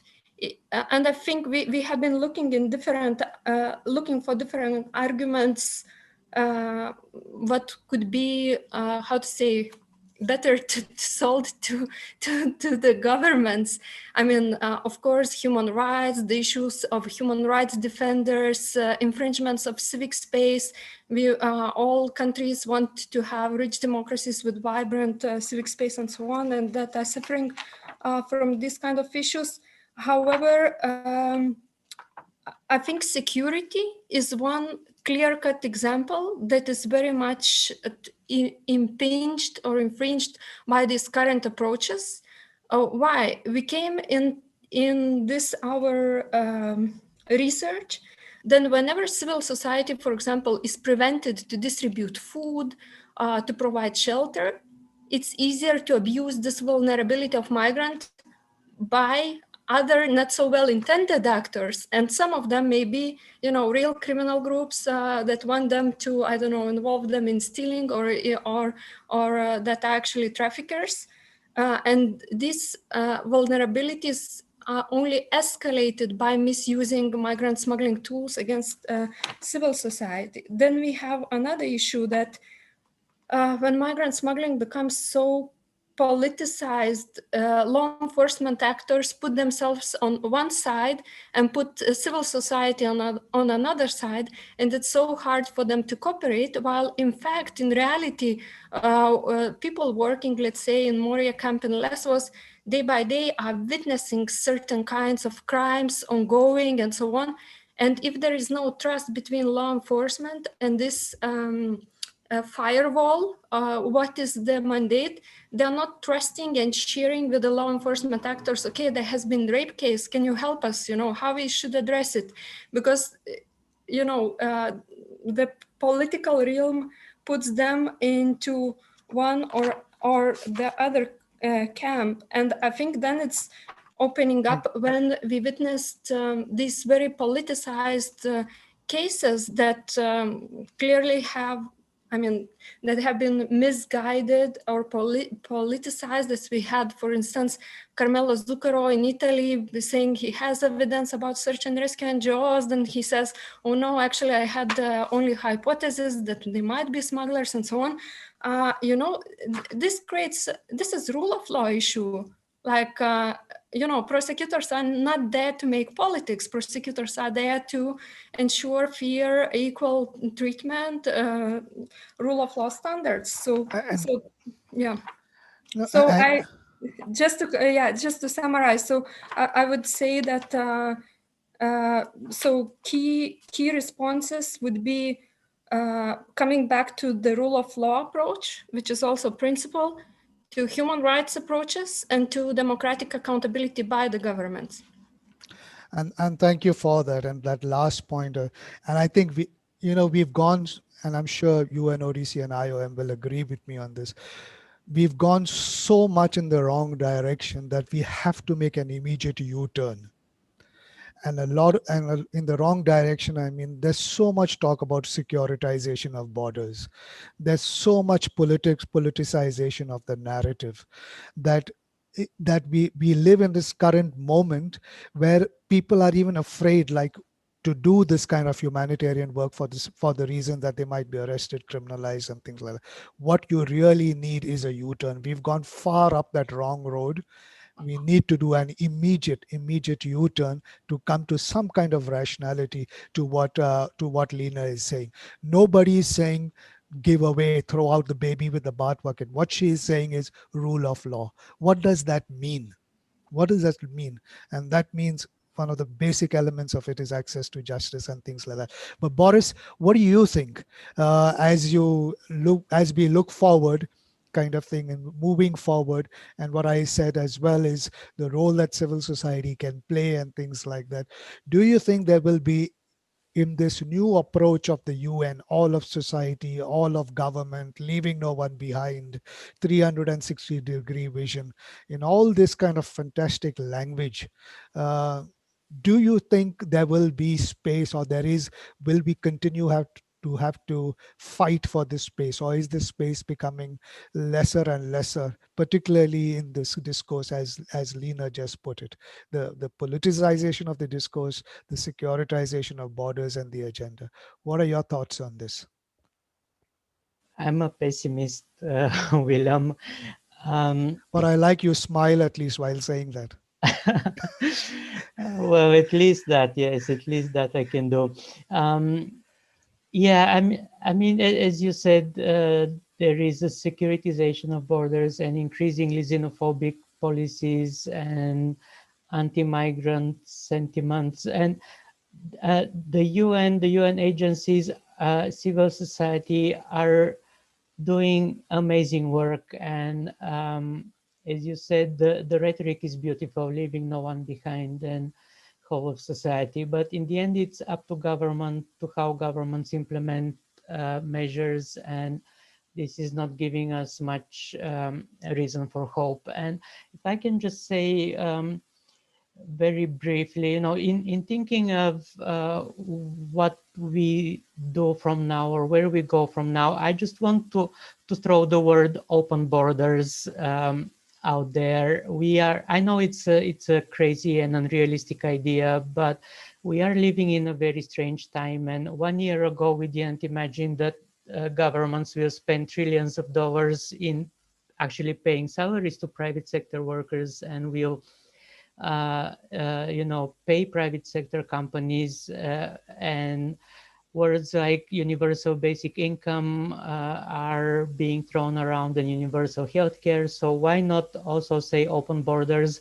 This is one way to deal with smuggling and with all kinds of violations of rights against migrants. And given the amount of money spent on managing migration and controlling borders, it might, in the end, open borders might not be so expensive. So I will end with this. I know it's unbelievable, but as John Lennon said, it's easy if we try to imagine it.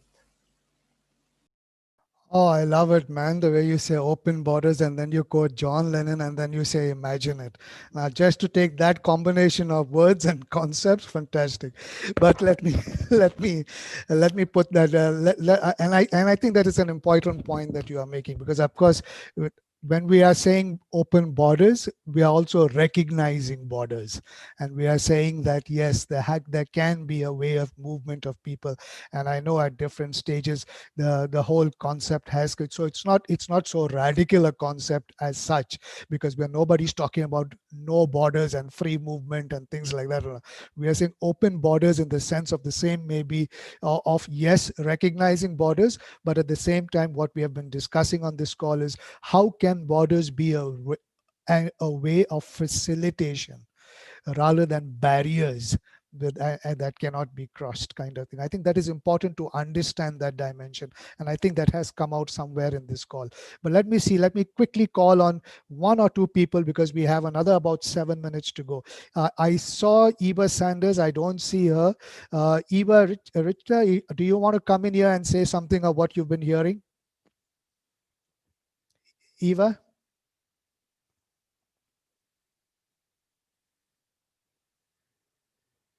Yeah, if Eva is not at this moment available. Ellen Sana, I saw you make a couple of comments in the chat box. Do you want to give a quick 30 seconds?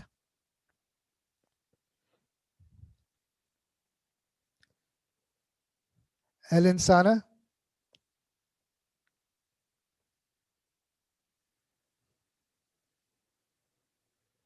All right. I see even Ellen Sana, who, please look at the... I'm trying. Okay. Okay. All Am I right. okay? Yeah. Yes. Okay. Go ahead. Yeah. 30 seconds. No.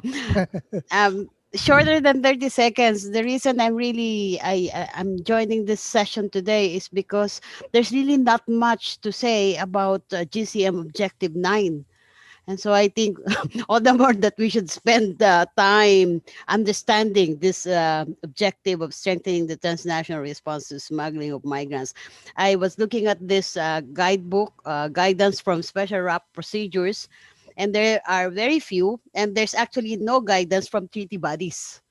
So that's why this is quite a challenge for us advocates. And I think from the chat box, we can see differences of opinion, like even myself, because I heard the special rapporteur, Francois, when he was in Qatar. We were there, you remember, William, and he was actually saying that smuggling was a good thing, particularly in the context of World War II, when people had to be smuggled out for safety and all that. But again, I'm trying to think of how this applies now in the context of migration, where you have a lot of people kind of like desperate to leave their own countries because of poverty and the like, and they would agree to any offers of other people if they would be able to cross the borders, and that would include smugglers for a fee.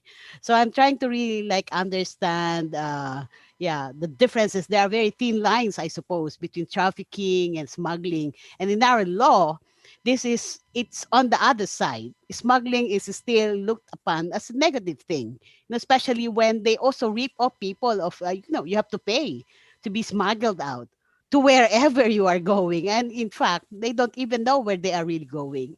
So I'm trying to understand the whole issue. I'll take it from that first point you Thank said. you. I'll take it from that first point you said. There's very little about smuggling in the GCM, and I saw, and that's good for UNADC and IOM who are on this call to see that there might be certain areas within the GCM that we need to start paying attention to in terms of getting to understand the 360-degree vision. You have seen on this call already in this place, as in previous occasions, how little is known about smuggling. But let me see. William, can you hear me? Oh, fantastic. Thank you. So Great. sorry, but technically totally incompetent. Great, Eva. Yes.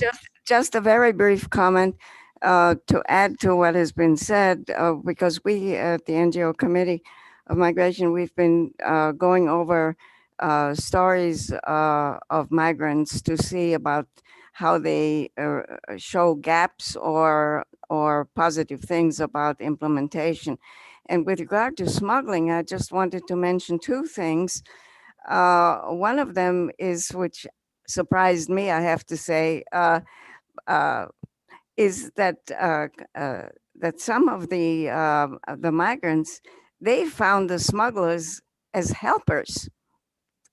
In other words, they learned from smugglers, and they helped them get where they were going, and gave them information. The second one is was something that came up a little earlier in your discussion, and that is that some of the people, told us horrendous stories of torture and extortion, and by smugglers. Okay, so I mean, that has to be sort of balanced with the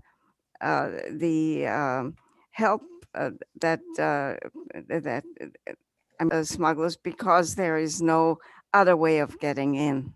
That's all I just wanted to say. And thank you for a terrific contribution, and especially Lena. Wow. Okay. Thank you, Eva. Thank you for that. Okay, let me come back to the panel for your last 30 seconds. And I'll give you a very pointed questions with regard to the last question. Kevin, I've seen you taking notes, prolific notes kind of thing. What are you going to do after this webinar in relation to this thing? What are you going to do with your notes? Yeah, well, there's a number of things that I feed into, William. You know, my role at the Council of Europe on Greta, the work I do with the G20, and also shaping the EU and the Santa Marta Group all have influence.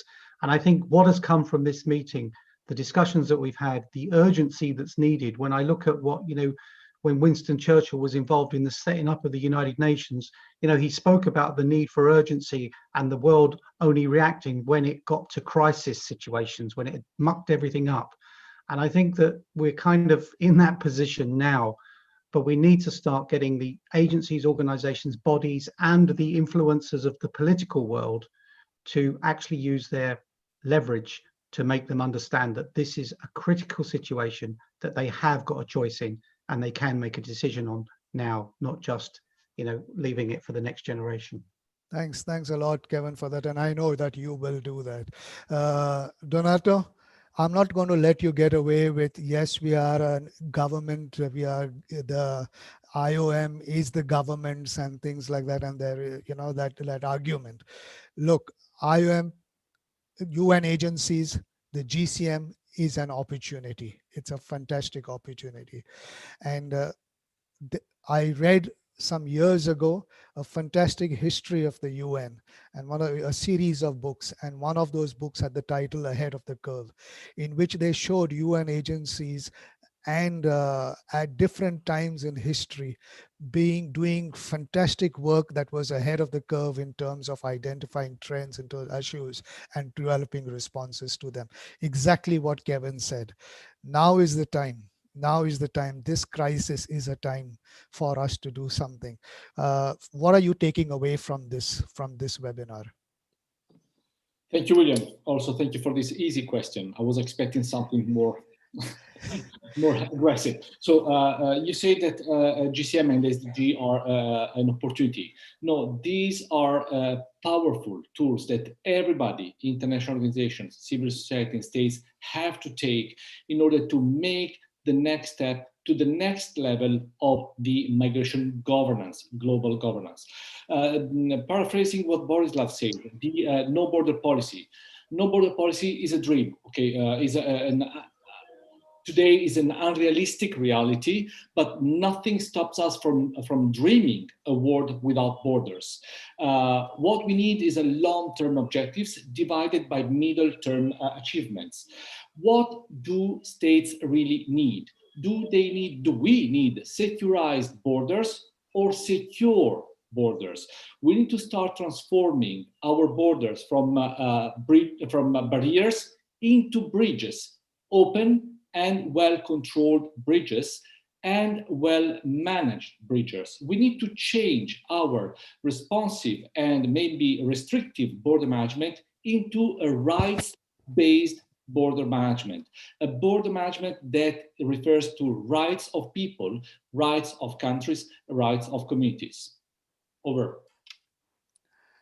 You've got a fantastic way. It must be your heritage of this kind of. I love this.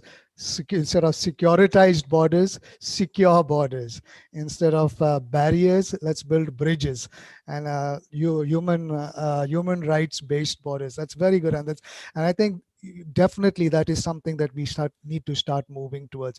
I would really say I think the current moment where we are looking at 2 years down and we are looking at the review process has begun. I think this is the opportune time for us to start realizing what you are saying. Start now and put together a plan. I think our approach in the end, now listening just to each one of you on this call, I realize somewhere in our approach to the review process, we seem to have missed something. And this is this notion of a plan. But if I give you an easy question, then I'm going to ask Morgan. I developed an allergy to UNODC many years ago. An allergy to UNODC because when I saw the framework that you were handling, it was transnational crime. And so there was none of our work that related to transnational crime. Ours was about migration and rights-based approach to migration. So, and you've just heard Ellen also say there's very little knowledge of this, even within the GCM and things like that. So I'm glad there is a separate objective on this. Your thoughts, your last 30 seconds kind of thing on what role do you think UNODC, because are you part of the executive committee? You're not part of the executive committee. Are you? You are part of the executive. The UN network? Yeah, the UN network. Yeah, yes, you are. So how do you see your work in now the network and the work of UNODC informing the network of this as well? 30 seconds. Yes, thank you. Starting with the fact that you hate UNODC, which is actually the reaction of many people, and that's very understandable. We've seen as a law enforcement agency, which actually gives us an advantage sometimes in speaking with states. But it's also very important that we reestablish the truth that we are a UN agency, we're protecting human rights, and first and foremost, defending the rights of people, whatever we do. Now, what to do? The UN Network on Migration is one thing. I think it's important, it needs to be there, that is visibly to work together.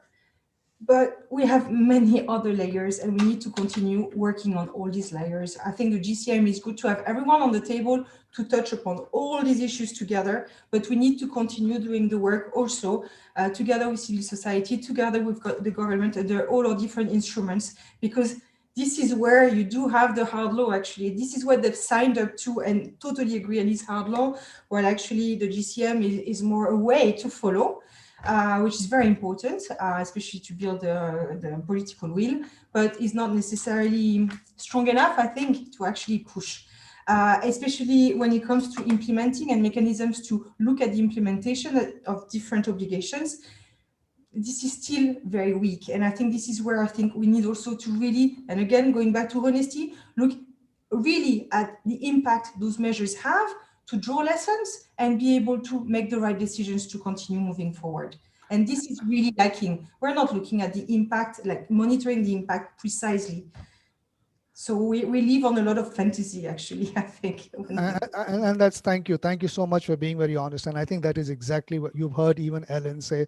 And this might be something you want to consider, is that I'm not sure, I saw in the chat box somebody gave a project that they've been working with UNODC on, and that has been very useful.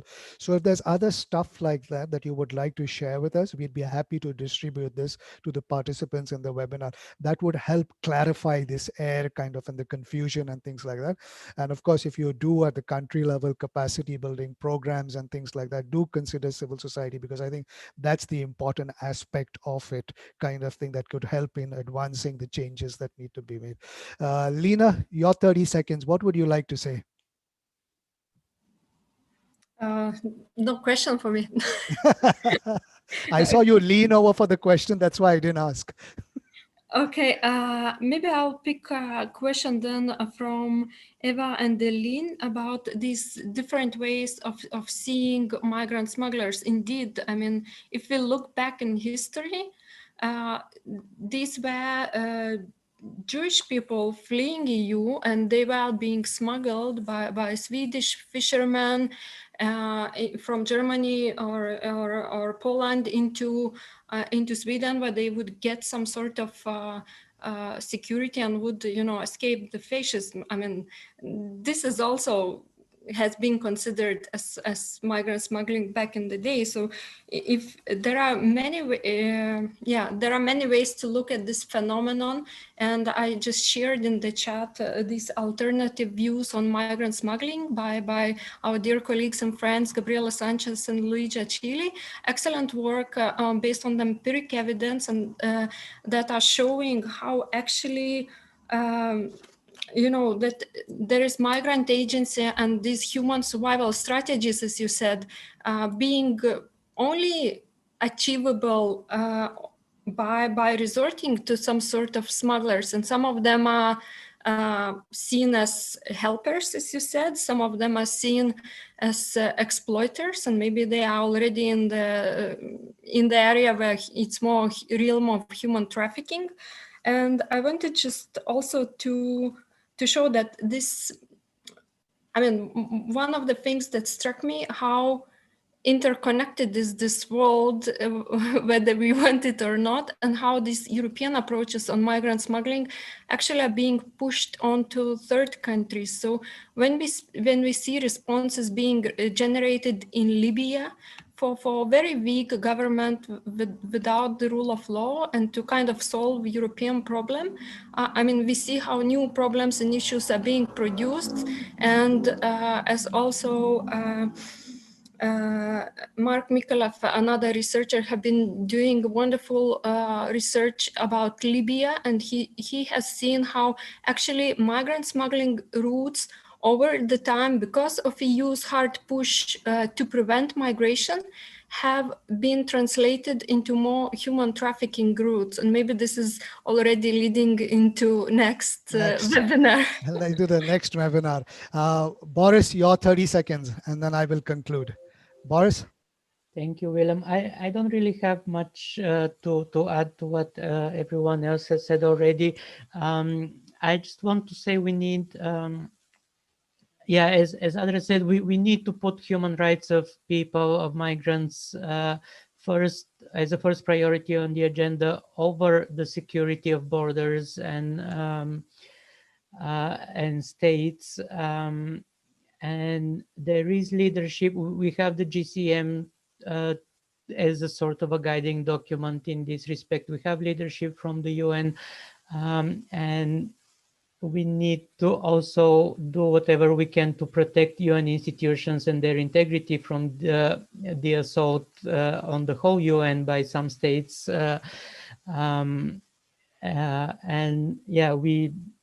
We need to push back against all the anti-migrant and anti-rights agenda that's happening in the world. And now is the time, like Kevin had said, and now is the time. To all the panelists, thank you so much for a very enlightening session. Definitely, Morgan. I don't have any more allergies to UNODC. It's fantastic. I think there's a lot that we can learn from and collaborate and work to be done on the ground.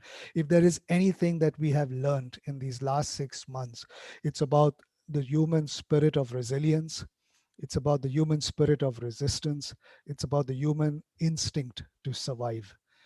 And coming out of this pandemic, all these lessons that we've just heard today are going to be staring us in the face. Now we can take those lessons and build that new world. Like some people have given the example of post World War II, the last time when we had such a big global major crisis kind of thing. This is our moment. This is our moment to become part of that history where future generations look back and say this was a turning point. Let us strive. We each have a responsibility in this. We each have a responsibility in this.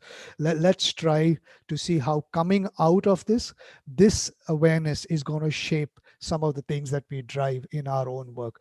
I'd like to thank the panelists. I'd like to thank all the participants.